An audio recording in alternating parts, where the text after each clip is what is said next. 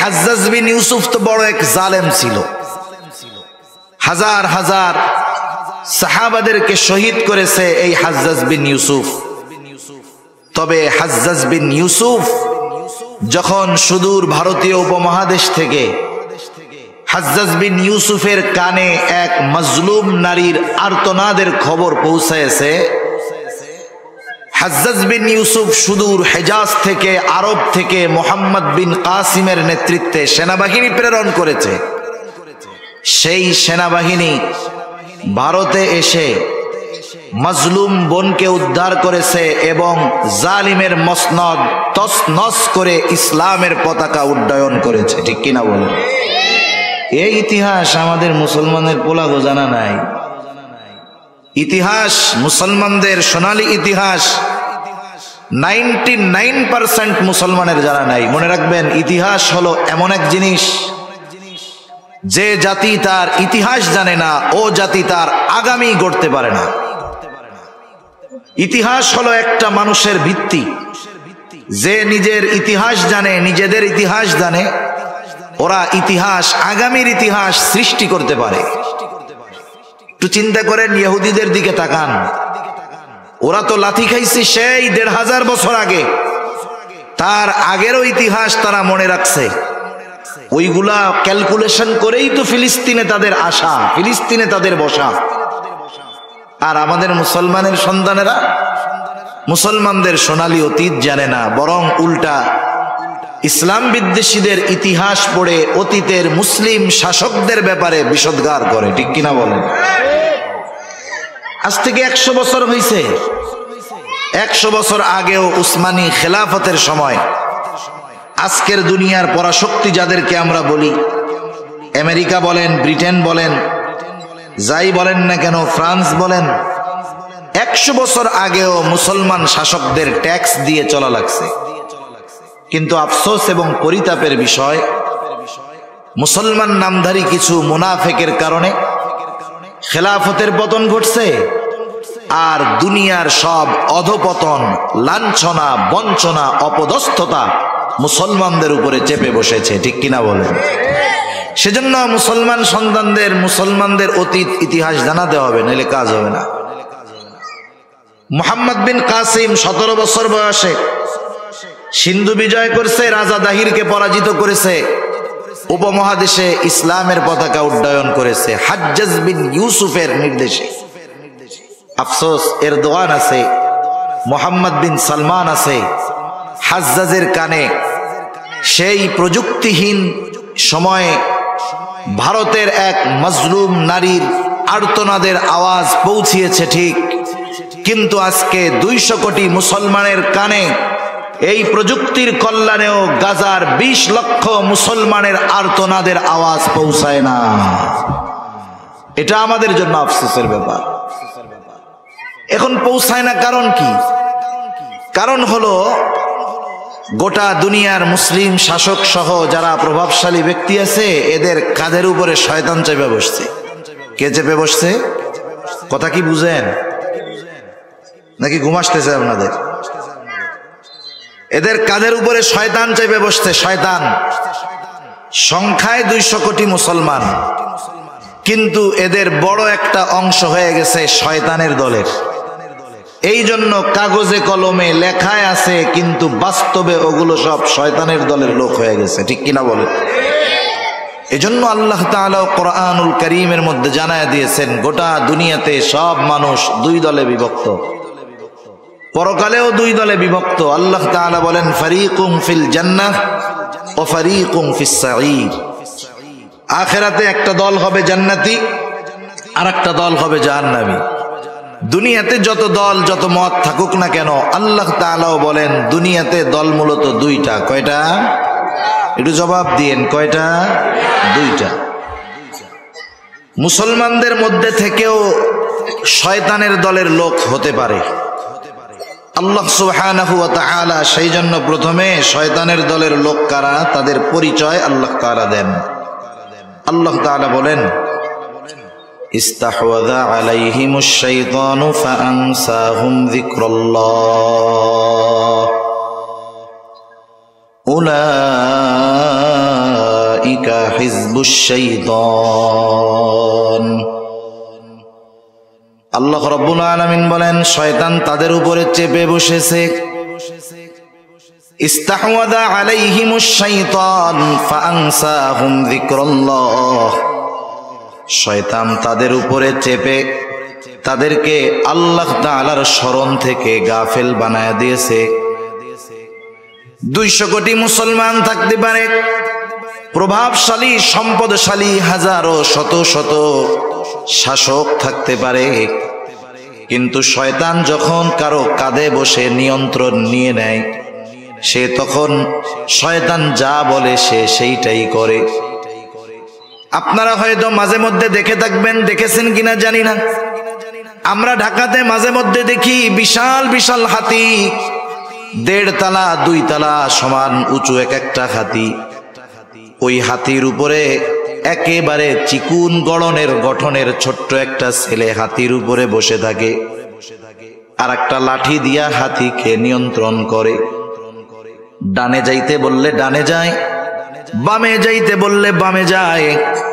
এই বিশাল দেহি হাতিটাকে যে পরিচালনা করে, বলেন তো তার শক্তিটা হাতির মতো নাকি? তার শক্তিটা হাতির মতো না, কিন্তু এরপরেও এত দুর্বল গঠনের একটা মানুষ কেন হাতিকে নিয়ন্ত্রণ করতে পারে? এর একটা কারণ হতে পারে, 1 নাম্বার, হাতি তার নিজের শক্তি সামর্থ্যের ব্যাপারে তার অনুধাবন নাই, জানা নাই। ও মনে করে আমার ঘাড়ের উপরে বৈশা আমাকে যে চালায়, সে নিশ্চয়ই আমার চাইতে শক্তিশালী হবে বিদায় এই জন্য আমার ঘাড়ে বৈশা থাকে।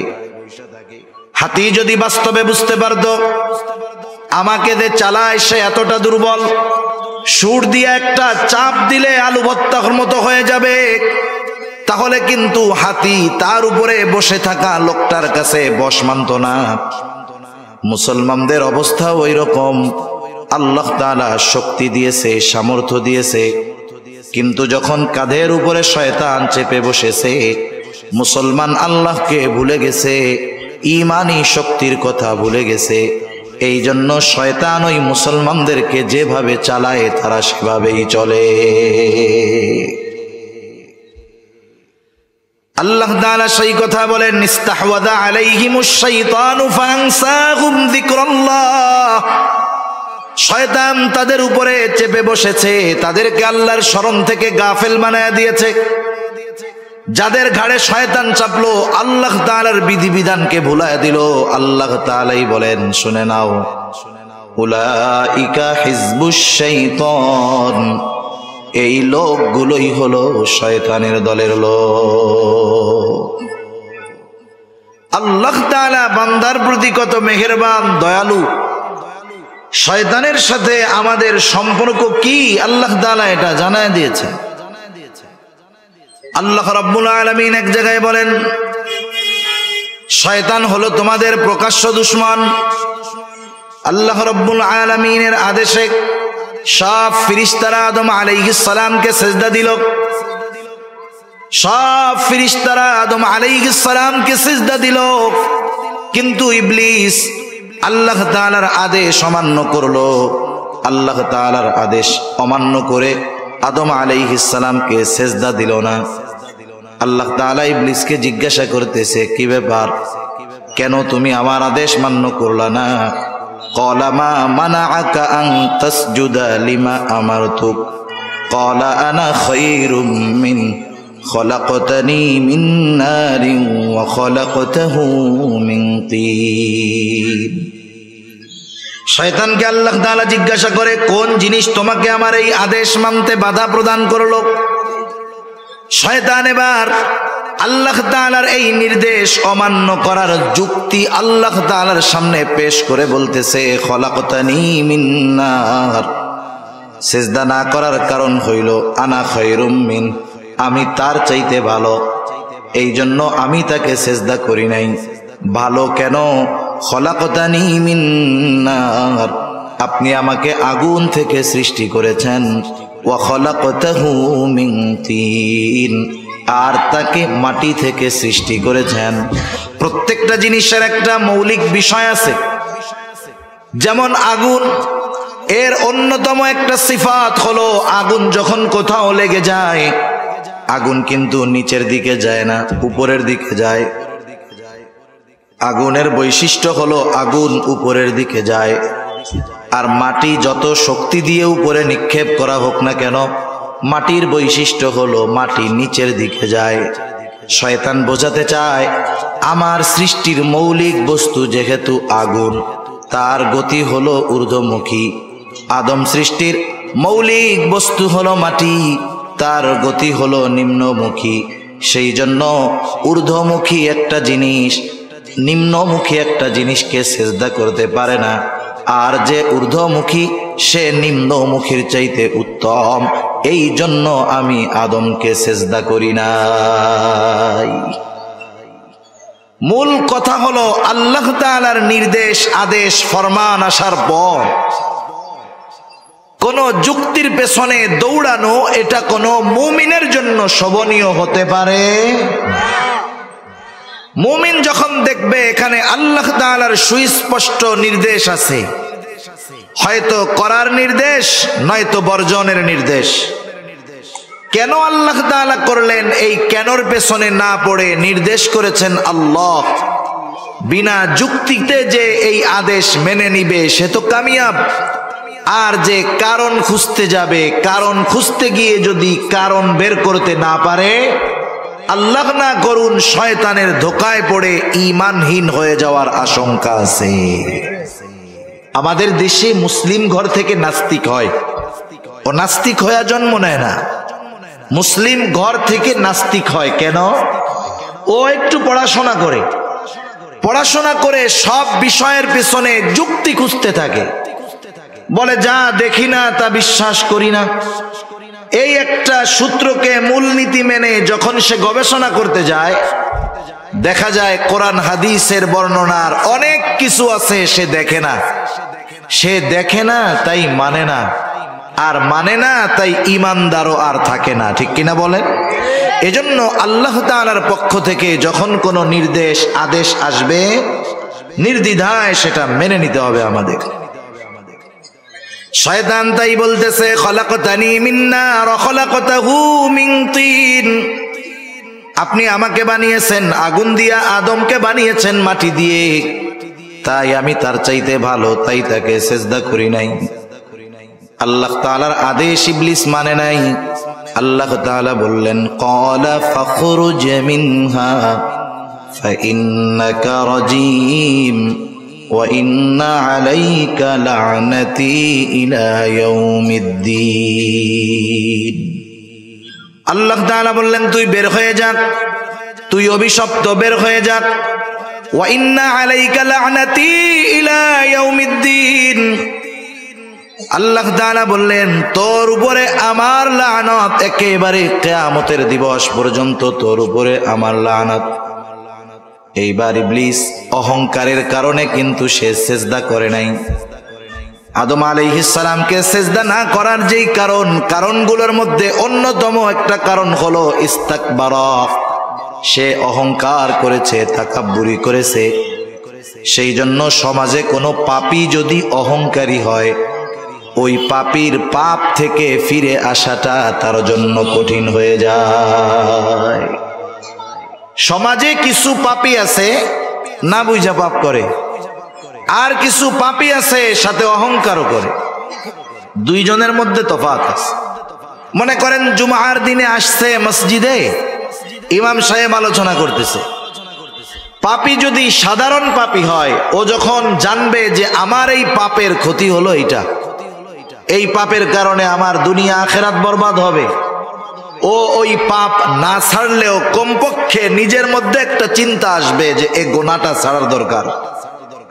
কিন্তু পাপী যদি অহংকারী হয়, তাহলে ইমাম সাহেবের এই বক্তব্য তার চিন্তার খোরাক হবে না, বরং এমনও হতে পারে ইমাম সাহেবের এই বক্তব্য তার অহংকারের কারণে ইমাম সাহেবের বিপদের কারণ হতে পারে। ঠিক কিনা বলেন? মাঝে মধ্যে দেখেন না, অনেক জায়গায় ইমাম সাহেব মাদকের বিরুদ্ধে বয়ান দিছে, এখন ওই এলাকার বড় মাদক ব্যবসায়ী হইল ওই এলাকার বড় লিডার, দিমাগ নিয়ে অহংকার নিয়ে চলে। সে এই বয়ানে পরিবর্তন কোথায়, বরং উল্টা ইমামের উপরে আবার হামলা করে। হয় কি হয় না? হয়। সুদখোরের বিরুদ্ধে ইমাম সাহেব বলছে, সুদখোর এত জঘন্য এক পাপ সুদ, এই সুদ ছাড়া তো বহু দূরের কথা, সুদের কথা কেন বললো? আমরা খাই। অহংকার করে ইমামের উপরে আক্রমণ করে, এমন ঘটনা কম বেশি আমাদের দেশে ঘটে কি ঘটে না? ঘটে। আল্লাহ তাআলা যখন বললেন তুই বের হয়ে যা, শয়তান তখন অনুতপ্ত হয় নাই, আল্লাহ তাআলার কাছে ক্ষমা চায় নাই, বরং অহংকারের কারণে সে ক্ষমা আল্লাহ তাআলার কাছে চায় নাই, বরং উল্টা সে আল্লাহ তাআলার কাছে আরজি পেশ করতেছে, ক্বালা রাব্বি ফাআনযিরনি ইলা ইয়াউমি ইউবআসুন قال فإنك من المنظرين إلى يوم الوقت المعلوم। শয়তান আল্লাহ তাআলার কাছে বলতেছে, আপনি আমাকে কিয়ামতের দিবস পর্যন্ত অবকাশ দেন, সুযোগ দেন, হায়াত দেন। কারণ যেই বনি আদমের কারণে আমার উপরে লানাত, আমার সব আমল বরবাদ হয়ে গেল। ওই বনি আদম দুনিয়ার মধ্যে কিয়ামত পর্যন্ত আবাদ করবে। বনি আদম মানুষের আদি পিতা আদমের সাথে যেহেতু আমার দুশ্মনী, এ দুশ্মনী আদম পর্যন্ত শেষ নয়। আদমের বংশধর যেহেতু কিয়ামত পর্যন্ত দুনিয়ায় থাকবে। আয় আল্লাহ, রব্বি আনযিরনি ইলা ইয়াউমি ইউবআসুন, আপনি আমাকেও পুনরুত্থান দিবস পর্যন্ত অবকাশ দিয়ে দেন। ওরা যতদিন থাকবে দুনিয়ায় আমিও থাকতে চাই। এ দুশ্মনী চলবে। এ দুশ্মনী ওর বাবার সাথে শুধু তা নয়, কিয়ামত পর্যন্ত এই আদমের বংশধর দুনিয়ায় থাকবে, সকলের সাথেই আমার দুশ্মনী। এই দুশ্মনী যে আছে শয়তানের সাথে, স্মরণ করিয়েছেন কে? কথা বলেন না কেন? কে? আরো জোরে বলেন কে? আল্লাহর নাম বলতে কষ্ট হয় মনে হয়, ওই কোনার মানুষগুলোর একটু কষ্ট কষ্ট লাগে। আপনি বলেন তো, আপনি যদি জোরে আল্লাহর নাম বইলে এখন মইরা যান, মুফতি সাহেব আছে, জিজ্ঞাসা করেন, আপনার মতো সৌভাগ্য আর কেউ নাই। আল্লাহর নাম যদি জবানে শেষ কথা হয় আর জোরে কইতে গিয়া যদি মইরা যান, আপনার চাইতে সৌভাগ্যবান আর কে আছে? তাহলে আপনাকে খুসা দিয়াও আল্লাহর নাম বাইর করা যায় না, তাহলে মরার সময় কালিমা কেমনে বাইর হইব? এটা একটু চিন্তা করেন। শয়তানের সাথে আমাদের দুশ্মনী, এ খবর জানাইছেন কে? মাশাআল্লাহ, মোটামুটি হইছে। আল্লাহ তাআলা সে কথা জানায় দেন, ইবলিস আল্লাহ তাআলার কাছ থেকে পুনরুত্থান দিবস পর্যন্ত অবকাশ চেয়ে নিয়েছে, হায়াত চেয়ে নিয়েছে। আল্লাহ তাআলাও বললেন যে যাও, তোমাকে নির্দিষ্ট মেয়াদ পর্যন্ত অবকাশ দেওয়া হলো, ইলা ইয়াউমিল ওয়াকতিল মা'লুম। শয়তান যখন তার এই দাবিটা আল্লাহ তাআলার কাছ থেকে পাশ করায় নিয়েছে, এবার আমাদের ব্যাপারে শয়তান আল্লাহ তাআলার সামনে কি বলে শুনে নেন। শয়তান এবার বলতেছে, ক্বালা ফাবিইজ্জাতিকা লাউগওয়িয়ান্নাহুম আজমাঈন ইল্লা ইবাদাকা মিনহুমুল মুখলাসিন। শয়তান কেমন যেন বলতেছে, রব আল্লাহ, যেহেতু আপনি আমাকে একেবারে কিয়ামত পর্যন্ত অবকাশ দিলেন, সুযোগ দিলেন, আমি তো বনি আদমের মধ্যে থাকতে পারবো, আমি তাদেরকে ধোঁকা দিব। আপনার ইজ্জতের কসম রব, আপনার ইজ্জতের কসম, সবগুলোকে আমি পথভ্রষ্ট করে ফেলবো, জাহান্নামী বানায় ফেলবো। ইল্লা ইবাদাকা মিনহুমুল মুখলাসিন, তবে আপনার একনিষ্ঠ বান্দাগুলো ছাড়া। আল্লাহ তাআলাও জানায় দিলেন, আমি আমার বান্দাদেরকে তোর ব্যাপারে সতর্ক করব, সব কথা জানায় দিব। এরপরেও যারা আমার কথাগুলো জানবার পরে তোর দলভুক্ত হবে, শুনানে লাআমলাআন্না জাহান্নামা মিনকা ওয়া মিম্মান তাবিআকা মিনহুম আজমাঈন। আমি তো আমার বান্দাদের সতর্ক কইরা দিব তোর ব্যাপারে, এরপরেও যারা তোর দলভুক্ত হবে শুনানে, তুই আর তোর অনুসারীদেরকে দিয়া আমি আমার জাহান্নামকে পরিপূর্ণ করব। সেজন্য আল্লাহ তাআলা শয়তানের সাথে আমাদের সম্পর্কের কথা বারবার স্মরণ করায় দেন। শুধু তাই না, কথার কথা, মনে করেন আপনি একজন নেতার পেছনে দৌড়াবেন। এখন নেতা আপনাদের সামনে নিয়ে বক্তব্য দিল, শোনো তোমরা আমাকে নেতা মানছো ভালো কথা, কিন্তু তোমরা যদি কোনো বিপদে পড়ো আমি কিন্তু তোমাদের সাথে নাই।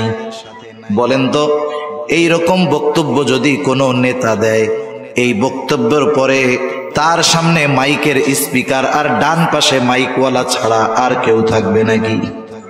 বলবে যে তোমার জন্য আমরা ময়দানে নামবো, বিপদে পড়লে তুমি সাথে নাই, তাইলে তোমার মতো নেতা আমাদের দরকার নাই।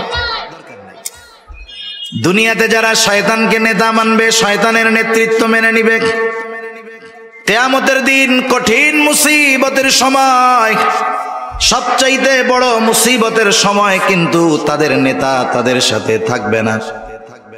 শয়তান সেই দিন তার অনুসারীদের সাথে কেমন আচরণ করবে, দয়াময় মালিক আল্লাহ রব্বুল আলামিন সেই দিন শয়তান তার অনুসারীদের সামনে কি কথা বলবে, কি বক্তব্য দিবে, সেই বক্তব্যটাও আল্লাহ তাআলা আমাদের জানায় দিয়েছে।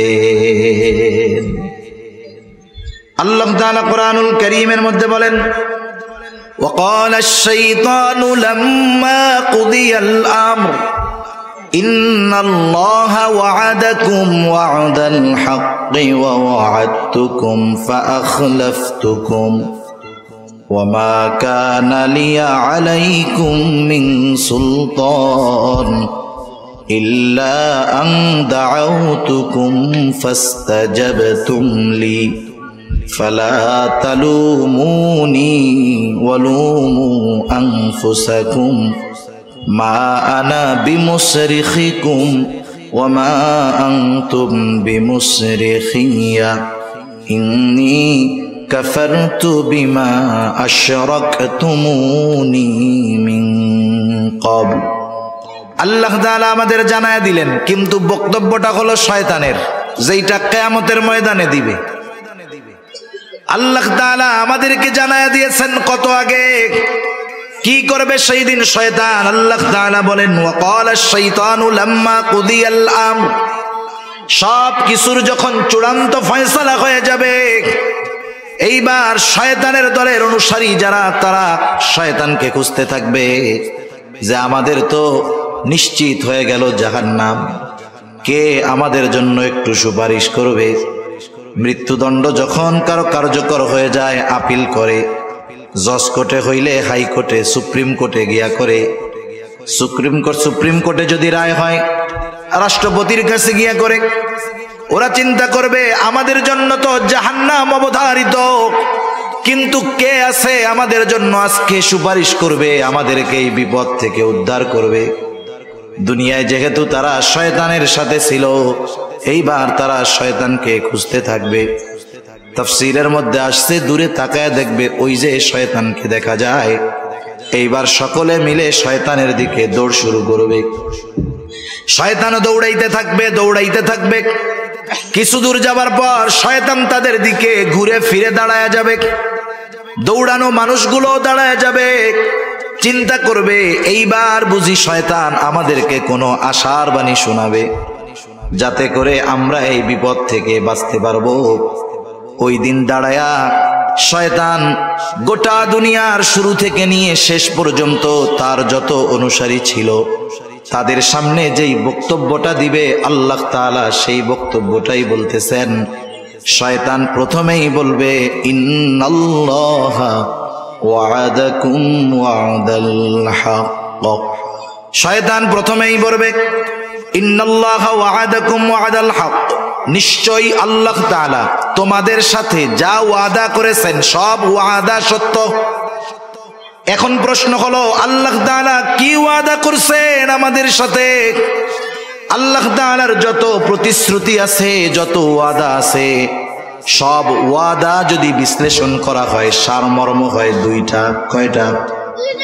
জোরে বলেন না কয়টা? এত খুশা কথা কইলাম, এরপরেও আপনাকে দুইবার কওয়া লাগেছে, জোরে বলেন, জোরে বলেন। বলা রাখবে কেন? জিজ্ঞাসা করছি, যেটা নতুন কিছু জিজ্ঞাসা করছি।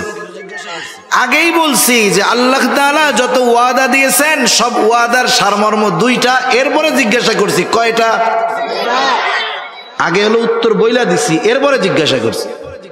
এরপরেও আপনারা মুখে কুলুপাইটা বসে থাকেন, নাকি কথা বলবেন না নিয়ত করছেন? একটু বললে হয় কি, ছোটবেলায়, এখন তো পোলাপান ঘুমাইতে বলবে যে আমার একটু মোবাইল দাও, গেমস খেলি, নাইলে ঘুম নাই। এটা বলে না এখনকার বাচ্চারা? একটু মোবাইল দাও, একটু কার্টুন দেখাও, নাইলে ঘুমাবো না।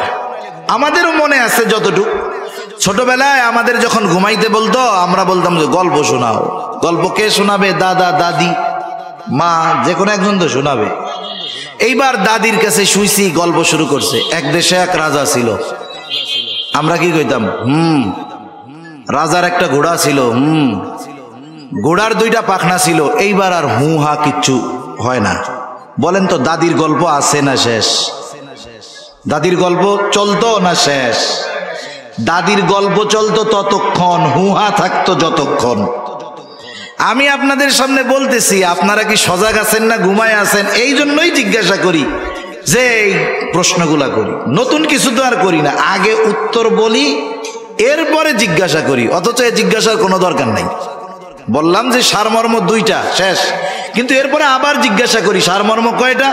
আপনাদের জিজ্ঞাসা করার কারণ হলো এই গুরুত্বপূর্ণ কথাটা আপনারা মন দিয়ে শুনছেন কিনা। কিন্তু আমার মনে হচ্ছে যে না, আপনারা শুধু শুনতেছেন কিন্তু বলতে রাজি নাই। একটু কথা বলা যাবে না ইনশাআল্লাহ? আল্লাহ তৌফিক দান করুন। আল্লাহ তাআলা যত ওয়াদা করেছেন সব ওয়াদার সারমর্ম হলো দুইটা। এক নাম্বার হলো ইন্নাল্লাযীনা আমানু ওয়া আমিলুস সলিহাতি লাহুম জান্নাতুন তাজরি মিন তাহতিহাল আনহার। এক নাম্বারটা হইল ঈমান আনো, নেক আমল করো, তোমাদের জন্য রয়েছে এমন জান্নাত যেই জান্নাতের পাদদেশ দিয়ে আছে প্রবাহিত নহর। আল্লাহ তাআলার যত ওয়াদা তার দ্বিতীয়টা হলো ওয়াল্লাযীনা কাফারু ওয়া কাযযাবু বিআয়াতিনা উলাইকা আসহাবুল জাহিম। আল্লাহ তাআলার যত ওয়াদা আছে সব ওয়াদার দ্বিতীয়টা সারমর্ম হলো যারা আল্লাহ তাআলার আয়াত সমূহকে মিথ্যা প্রতিপন্ন করে, আল্লাহ তাআলার নিদর্শন সমূহকে মিথ্যা প্রতিপন্ন করে, আল্লাহর সাথে কুফরি করে, ঈমান আনে না, নেক আমল করে না, তারা হলো আসহাবুল জাহিম। তাদের ঠিকানা হলো জাহান্নাম। এটা হলো আল্লাহ তাআলার সকল ওয়াদার একেবারে সারাংশ, মূল কথা। এই কথাই শয়তান মনে করায় দিবে আল্লাহ তাআলা ওয়াদা দিয়েছিল ঈমান আনো, নেক আমল করো, জান্নাত। ঈমান আনো নাই, নেক আমল করো নাই, জাহান্নাম। এই ওয়াদাটা আল্লাহ তাআলা দিয়েছিলেন, নিশ্চয়ই আল্লাহ তাআলার এই ওয়াদা সত্য, কোনো সন্দেহ নাই। শয়তান ওই দিন বলবে, শয়তান বলার আগে আল্লাহ তাআলা আমাদের জানায় দিচ্ছে। এইবার শয়তান নিজের প্রতিশ্রুতির ব্যাপারে বলবে। শয়তানও কিন্তু মানুষের দুনিয়ায় প্রতিশ্রুতি দেয়। শয়তান অনেক সময় আমাদের অন্তরের মধ্যে বিভিন্ন কথা ডাইলা দেয়। এইরকম তো আর মানুষের মতো ওয়াজ মাহফিল কইরা শয়তান তার কথাগুলো কইতে পারে না। কিছু মানুষরে দিয়া করাই ঠিক। মাঝে মধ্যে দেখবেন অনেকে নিজে নিজে চিন্তা করে, বা নামাজের কথা বললে, দাড়ির কথা বললে, গুনার থেকে বাঁচার কথা বললে, হুজুর এখন মাত্র বয়স 22 বছর, আর একটু বুড়া টুড়া হই, এরপরে দাড়ি টাড়ি রাখবে না। নামাজের কথা বললে এই তো শুরু করে দিব না কালকে থেকে। হজের কথা বললে বলে এখন তো জুয়ান আছি, টাকা পয়সা আছে, তাতে কি, বুড়া কালে হজ করবো আর ঘর থেকে বাইরে মুমা, তখন ভালো হয়ে যাবো না। এইরকম কিছু বিষয়, কথা, চিন্তা আমাদের অন্তরে ডাইলা দেয় শয়তান। বলে টেনশন করিস না, হায়াত তো বহুত বাকি, পরে ভালো হয়ে যায়। এখন একটু চুরিচারি কর, দুর্নীতি কর, অন্যেরটা মাইরা খা, বুড়াকালে হজ কইরা একেবারে সদ্য ভূমিষ্ঠ শিশুর ন্যায় নিষ্পাপ হইয়া ঘরে বসে থাকবি। এই ধরনের ধোঁকা, এই ধরনের ওয়াদা মানুষের অন্তরে শয়তান ঢেলা দেয়। এবার শয়তান তার প্রতিশ্রুতি ওয়াদার ব্যাপারে বলবে। ওয়াওয়া'আদতুকুম ফাআখলাফতুকুম, আমি তোমাদেরকে বাঁচানোর যেই প্রতিশ্রুতি দিতাম, তোমাদের সাথে যেই প্রতিশ্রুতি দিয়েছিলাম, ফাআখলাফতুকুম, আমি সেই প্রতিশ্রুতি ভঙ্গ করলাম।